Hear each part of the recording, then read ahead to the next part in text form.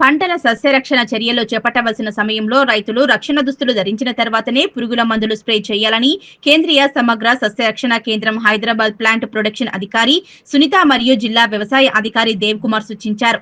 చిన్నశంకరంపేట మండల కేంద్రంలోని రైతు వేదికలో రైతుల సమగ్ర సస్యరక్షణ హెచ్ఆర్డి శిక్షణ చర్యలపై రైతులకు ఈ శిక్షణ కార్యక్రమం నిర్వహించారు. ఈ సందర్భంగా వారు మాట్లాడుతూ పురుగుల మందులు పంటలపై చల్లే సమయంలో రైతులు తీసుకోవాల్సిన చర్యలపై డెమో ద్వారా అవగాహన కల్పించడం జరుగుతుందని, యాంత్రిక పద్ధతుల ద్వారా సేంద్రియ జీవన యాంత్రిక పద్ధతుల ద్వారా రైతులకు విత్తనం నాటిన నుండి పంటలు తీసే వరకు రైతులు తీసుకోవాల్సిన జాగ్రత్తలపై అవగాహన కల్పించడం జరుగుతుందన్నారు. వ్యవసాయంలో పంట మార్పిడి, ఎర్ర పంట, మిత్ర పురుగుల గురించి, విత్తన శుద్ధి ఉపయోగాలను గురించి తెలియజేశారు. వరి పంటలో పురుగు తెగులు నివారణకు పాటించవలసిన సస్య రక్షణపై చర్యలు అవగాహన కల్పించడం జరుగుతుందన్నారు. అనంతరం రుద్రారం గ్రామానికి చెందిన పుప్పల శ్రీనివాస్ వ్యవసాయ పొలంలో లింగాకర్ష బుట్టలపై అవగాహన కల్పిస్తూ డెమో నిర్వహించారు. ఈ కార్యక్రమంలో జిల్లా వ్యవసాయ అధికారి దేవ్ కుమార్, వ్యవసాయ అధికారులు వెంకట్రెడ్డి, ఉదయ్ శంకర్, మండల వ్యవసాయ అధికారి లక్ష్మీ ప్రవీణ్, రవి, మండలంలోని ఆయా గ్రామాల రైతులు పాల్గొన్నారు. ఈరోజు శంకరంపేట రైతు వేదికలో సెంట్రల్ ఐపీఎం సెంటర్ జీడిమెట్ల నుంచి సునీత గారు అలాగే వాళ్ళ బృందం రైతులందరికీ ఇంటిగ్రేటెడ్ పెస్ట్ మేనేజ్మెంట్ అంటే సమగ్ర సస్యరక్షణ మీద వారికి 2 రోజులు ట్రైనింగ్ నిమిత్తమే వచ్చారనమాట. సో ఫస్ట్ రోజు ఏంటంటే మనకి ముఖ్యంగా ఈ శంకరంపేట ఆర్లో 3 పంటలు ఉన్నాయి. ఒకటి వరి, దాని తర్వాత మొక్కజొన్న, కొంత కాటన్ కూడా ఉంటుంది. కాకపోతే మేజర్ క్రాప్ ప్యాడీ కాబట్టి సో వారికి సస్యరక్షణ మీద రైతులకి ఒక 50 మందికి శిక్షణ ఇవ్వడానికి వచ్చారు. సో అందులో భాగంగా పొద్దున పూట వాళ్ళు రైతులకు శిక్షణ ఇచ్చారు. అలాగే మధ్యాహ్నం రైతు శ్రీనివాస్ చందంపేట గ్రామానికి వచ్చి వారి పొలంలో లింగాకర్షక బుట్టలు ఎలా పనిచేస్తాయి, సో వాటి యొక్క అవసరం ఏ మేరకు రైతులకి ఉపయోగపడుతుంది, అట్లాగే పురుగుల్ని ఎలాగా దాని ద్వారా నివారించుకోవచ్చు అనే డెమాన్స్ట్రేషన్ కూడా ఇవ్వడం జరిగింది. సో ముఖ్యంగా మనకి ఇప్పుడు లింగాకర్షక బుట్టల ద్వారా మొగి పురుగు ఫెరమోన్స్ ల్యూర్స్ డిస్ట్రిబ్యూట్ చేయడం కూడా జరిగింది. సో ఈ అంటే దానికి చెప్తూ దాన్ని ఎలా పనిచేస్తుందో కూడా వివరించారు. సో ఇప్పుడు చూసినట్టయితే అది లింగాకర్షక బుట్ట, దానికి పైన డోమ్ ఉంటుంది, దానికి బుట్ట ఉంటుంది, దాని కింద ప్లాస్టిక్ కవర్ ఉంటుంది. సో దానికి ఒక సన్నటి తీగలా ఉంటుంది. ఆ తీగలో ఆ ల్యూర్ అమర్స్తారు. సో ఆ ల్యూర్ అమర్చిన తర్వాత ఇది ఏ విధంగా పనిచేస్తుంది అంటే అది ఆడపురుగు వాసన విడుదల చేస్తుంది. సో మనకి ఇప్పుడు స్టెంబర్ అంటే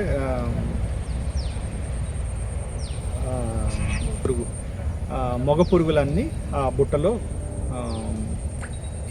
పడిపోతాయి అన్నమాట.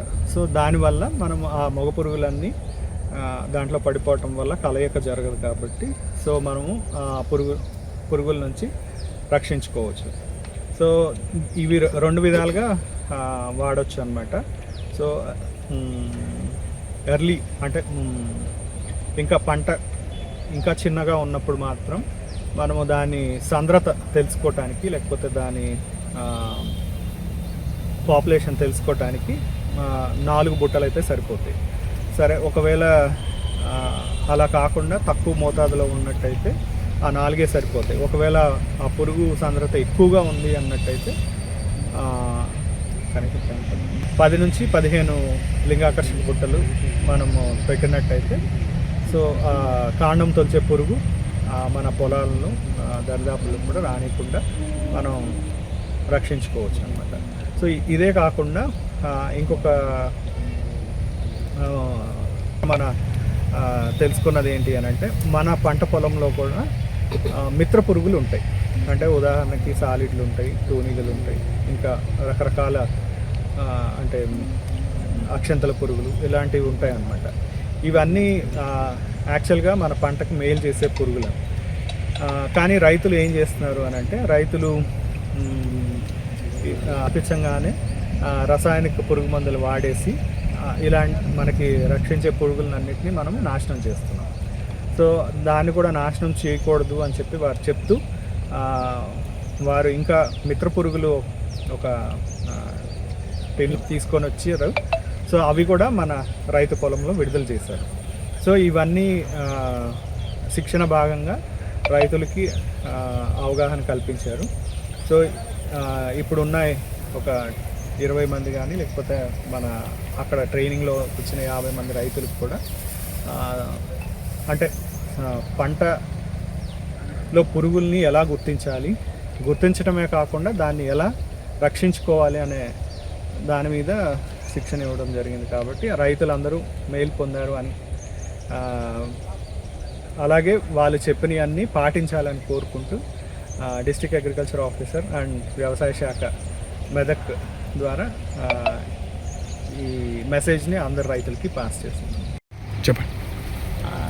నా పేరు సునీత, ప్లాంట్ ప్రొటెక్షన్ ఆఫీసర్గా నేను సెంట్రల్ ఇంటిగ్రేటెడ్ పెస్ట్ మేనేజ్మెంట్ సెంటర్లో పనిచేస్తున్నాను. సో ఈరోజు మేము స్టేట్ డిపార్ట్మెంట్ వారి సహకారంతోనే డిఓ గారి సహకారం, అలాగే ఏఈఓ అండ్ ఏఓ గారి సహకారంతో ఈరోజు మేము ఇక్కడ 60-70 మంది రైతులకి ట్రైనింగ్ ఇవ్వడం జరిగింది ఐపీఎం మీద. సో మాకు చాలా సంతోషకరంగా ఉంది. ఎంత కొంచెం బిజీగా ఉన్నా మా కోసం సమయం కేటాయించి ఈ ప్రోగ్రామ్ని విజయవంతం చేశారు. సో అట్లాగే రైతులు కూడా చాలా మంచిగా వచ్చి ఈ కార్యక్రమాన్ని అవగాహన చేసుకొని వాళ్ళ పొలాల్లో చూస్తామని కూడా చెప్పారు. సో దీనికోసం మేము ఈ కార్యక్రమంలో మేము ఎన్పిఎస్ఎస్ యాప్ అనే ఒక సెంట్రల్ మినిస్ట్రీ వాళ్ళు ఇంట్రడ్యూస్ చేసినటువంటి యాప్ గురించి మేము చెప్పడం జరిగింది.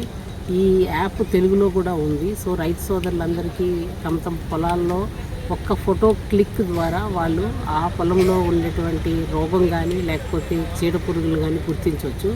గుర్తించిన తర్వాత వాళ్ళకి ఎట్లాంటి నివారణోపాయం చేయాలి, తక్కువ స్థాయిలో ఉన్నప్పుడు ఏ రకమైన కంట్రోల్ చేయాలి, అలాగే మధ్యస్థ స్థాయిలో ఉన్నప్పుడు ఏ రకంగా కంట్రోల్ చేయాలి, అలాగే హైగా ఉండేటప్పుడు ఏ రకంగా కంట్రోల్ చేయాలి అనేది వెంటనే వాళ్ళ మొబైల్ స్క్రీన్లో ప్రత్యక్షం అవుతుంది. కాబట్టి వాళ్ళు ఎటువంటి సహాయము లేకుండా, ఎవరి సహాయం లేకుండా వాళ్ళు కరెక్ట్ డోసేజ్తో వాళ్ళు మందులు కూడా తీసుకోవచ్చు.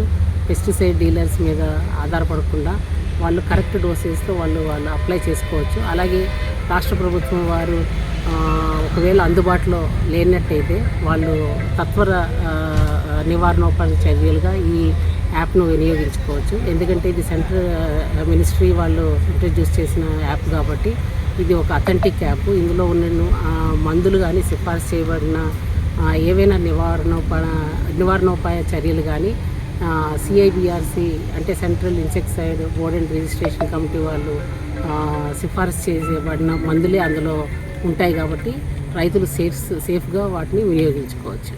సో ఇట్లాంటి ఉపయోగకరమైన యాప్ను కూడా మేము రైతులకి ఇంట్రడ్యూస్ చేయడం జరిగింది. ఇప్పుడు ఈ యాప్ని ఈ మెదక్ డిస్ట్రిక్ట్లో డిఓ గారు అలాగే వాళ్ళ సిబ్బంది ప్రాచుర్యాన్ని కలిగజేస్తారని నేను ఆశిస్తున్నాను.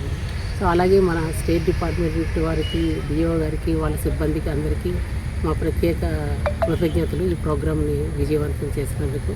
అట్లాగే ఇలాంటి కార్యక్రమాలు మళ్ళీ మెదక్ డిస్ట్రిక్ట్లో చేపడతామని మేము మనవి చేస్తున్నామండి. Thank you.